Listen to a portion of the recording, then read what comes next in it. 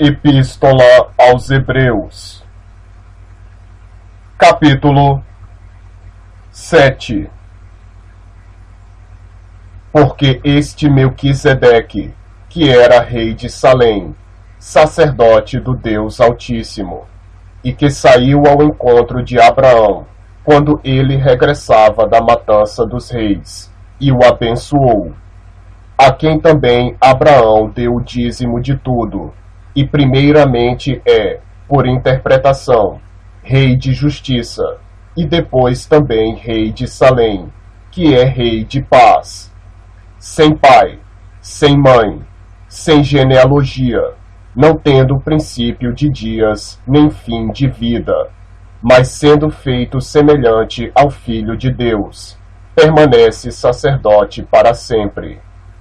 Considerai, pois, quão grande era este, a quem até o patriarca Abraão deu os dízimos dos despojos. E os que dentre os filhos de Levi recebem o sacerdócio têm ordem, segundo a lei, de tomar o dízimo do povo, isto é, de seus irmãos, ainda que tenham saído dos lombos de Abraão. Mas aquele cuja genealogia não é contada entre eles, tomou dízimos de Abraão e abençoou o que tinha as promessas. Ora, sem contradição alguma, o menor é abençoado pelo maior. E aqui certamente tomam dízimos homens que morrem. Ali, porém, aquele de quem se testifica que vive. E por assim dizer, por meio de Abraão, até Levi, que recebe dízimos, pagou dízimos. Porque ainda ele estava nos lombos de seu pai, quando Melquisedeque lhe saiu ao encontro.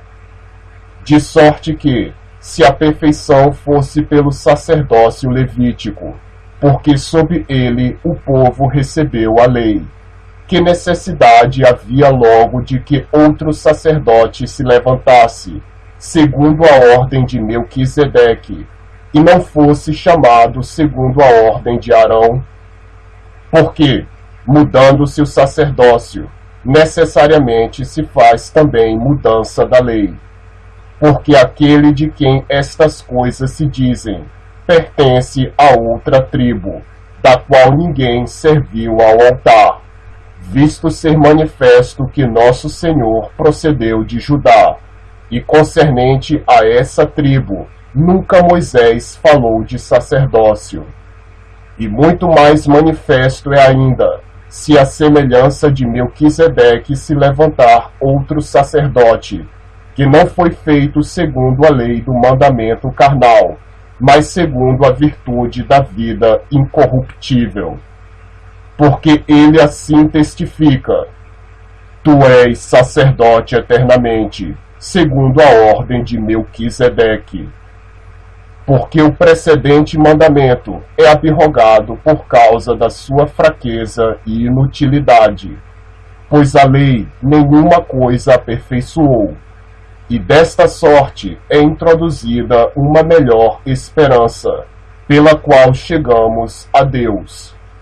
E visto como não é sem prestar juramento, porque certamente aqueles, sem juramento, foram feitos sacerdotes, mas este, com juramento, por aquele que lhe disse: Jurou o Senhor, e não se arrependerá.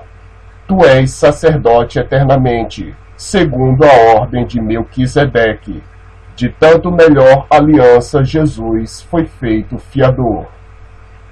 E, na verdade, aqueles foram feitos sacerdotes em grande número, porque pela morte foram impedidos de permanecer. Mas este, porque permanece eternamente, tem um sacerdócio perpétuo. Portanto, pode também salvar perfeitamente os que por ele se chegam a Deus, vivendo sempre para interceder por eles.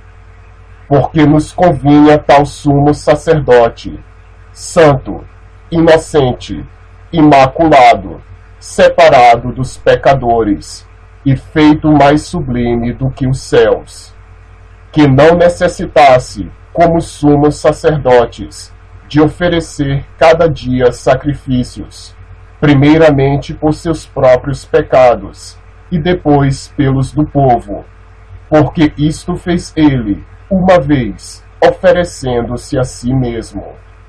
Porque a lei constitui sumos sacerdotes a homens fracos, mas a palavra do juramento, que veio depois da lei, constituiu ao Filho perfeito para sempre.